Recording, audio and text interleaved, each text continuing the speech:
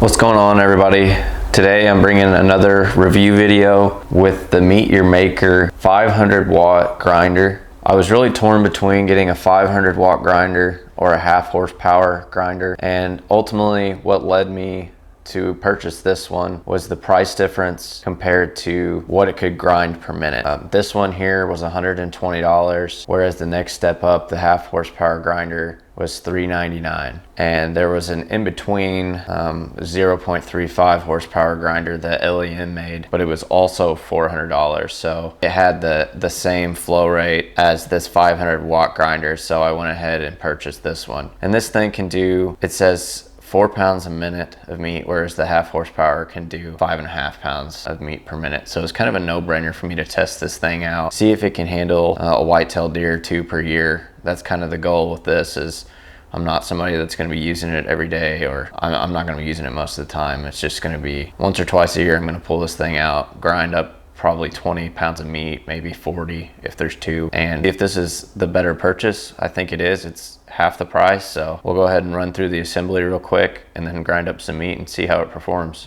Something else that I thought was worth mentioning real quick is this thing also doubles down as a sausage stuffer. I did not know that prior to purchasing it. Last year I bought a 5-pound sausage stuffer from Meet Your Maker, and I was using my parents' old grinder, and the grinder kind of had some issues, but the sausage stuffer did really well. So I plan on testing that out at some point in this, but I wish that I would have known that last year. I would have just bought the grinder, and I think saved a couple $100 on the sausage stuffer. So the one thing that's really good though with this company is I lost a part for the sausage stuffer the other day. It was completely my fault. I emailed them and they've already got one shipped to me for no cost at all, and they have a warranty that's lifetime. And I don't think that what they just did was supposed to be covered, but if it's like a defect in the material or something goes wrong with their product, that's not your fault. They're going to cover it for you, no questions asked. So that's something that's really great. I'm impressed with their customer service. So let's go ahead and get into this thing. All right, so straight out of the box, this is what you're going to have. This grinder head comes partially assembled, and this auger here, go ahead and pull it out. All right, so this thing comes partially pre-assembled, but you're going to want to pull everything apart here and go ahead and wash it with warm soapy water. There was some oil, like packing oil, that they used, and they recommend washing that off. And it's I think that's an important step because you could feel the oil on there. So I went ahead, washed everything, and then I've assembled this once. It was super simple. So I'll go ahead and run you through here. You're going to go ahead and take this piece, and you can see this little slot here. It lines up with a slot in there, and you can kind of turn it just a little bit and feel that it's locked. And then you've got a knob right here. You're going to go ahead and tighten that knob. Then you're going to take your auger piece, and that's the side you want to insert there, the big hexagonal head. So you're going to run that in there and kind of give it a twist to make sure that it's locked in, and it is. And one thing that you should do is make sure you're unplugged from the wall here. Then you're going to take this, I believe they call this the knife piece, and you're going to make sure that this side here, this flat side, so you got a flat side and a rounded side, you're going to make sure this flat side's pointing out, and make sure that it seats up against the auger well, otherwise it won't work. I'm using the coarse plate here, but I think it came assembled with this fine plate. It's your choice there. And then it's got a stuffing plate too, but we're gonna go ahead and use the coarse plate. And you can see that it's got its own little cutout here, and it goes into the bottom, lines up with like a rounded pin there that should fit perfectly, and it does. Then you're gonna take your locking ring, go right over the top,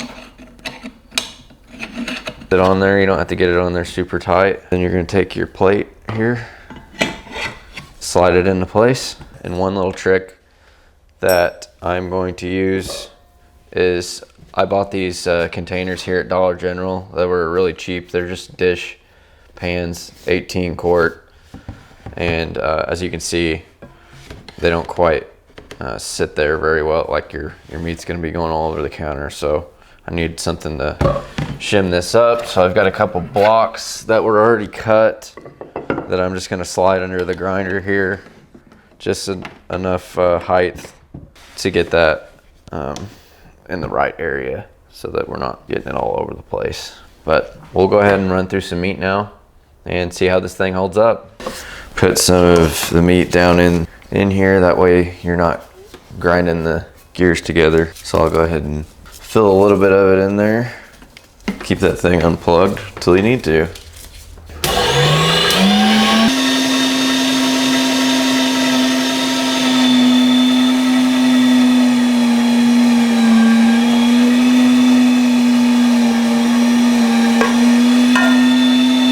All right, so there's the final product of the coarse blade grind.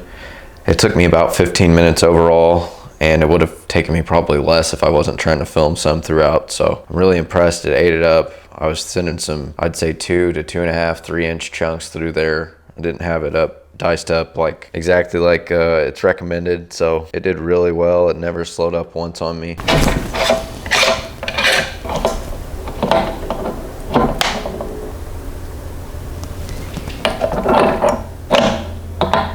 Remember earlier I showed you got to line this little notch up with this notch down here, and then it should hold.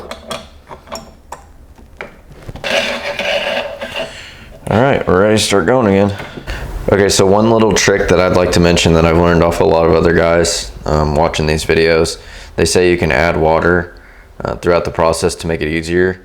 And what I did was just add some ice while it was it was thawing in the ice box yesterday, and I was a little worried about it getting warmer, and I wanted to make sure that it was perfectly cool. So I added some ice cubes from the refrigerator, and then I still had some left from that. So all I've been doing is kind of feeding them up here and then leaving them in the pan, and you can see they're kind of just melting slowly, and I'm not necessarily feeding them through there. If 1 or 2 gets in there, I'm not worried about it.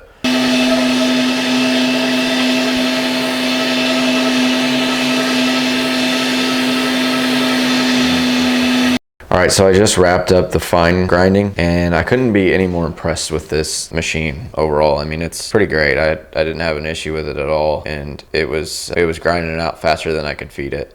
And it only took about 40 minutes total for the whole process, and that was throughout stopping a few times to film and take some extra shots. So yeah, 22 pounds of meat, handled it no problem. Less than 40 minutes, whereas last year it took me forever. It probably took 2 hours or more, and I was struggling the whole time. I kept having to clean the fine grinding blade out last year, and it's just a nightmare. So I couldn't be more impressed with the grinding feature on this thing. I think it's perfect for a whitetail and probably any other type of meat, honestly, as long as you're not doing like 100 pounds in a day or something. But don't get me wrong, it could handle it. But so this also has the sausage stuffing feature, and while I've got this thing out, instead of dirtying my manual one, I might as well just go ahead and test this out. I've got some summer sausage to make here behind us, so I'm gonna get some of those casings soaked, and we'll go ahead and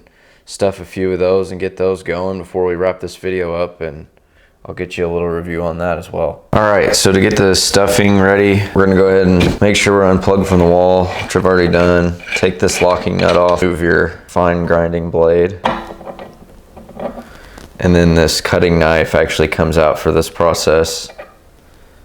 I might go ahead and rinse some of this out. I don't wanna get any of that in there. Then you're gonna reinsert your auger just like before. You'll put your stuffing ring here.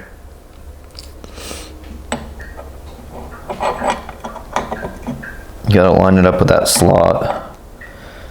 And then you've got whatever size stuffing ring or stuffing tube that you want. You've got a ring that goes over the top, and it slides into place. It just locks in there. So you just put the ring right over the top of that. This job would be a lot easier with 2 people, I believe. Tried it before by myself with a manual one, so maybe the automatic will help me out, but I don't really see that being the case.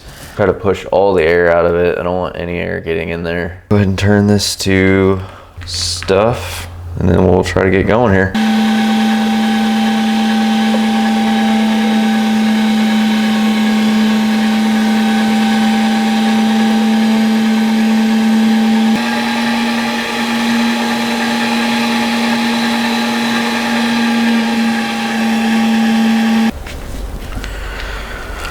All right, so there's a tube. I think the stuffer did really well.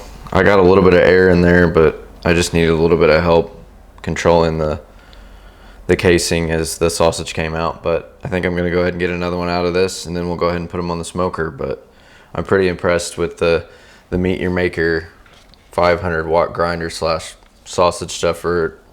I mean, you can't beat it really. Knowing that, I wouldn't have bought the 5-pound manual stuffer last year, but it is what it is, and I always have backup now. So I gave it a perfect 10 out of 10 on this, and really did everything that I needed it to do.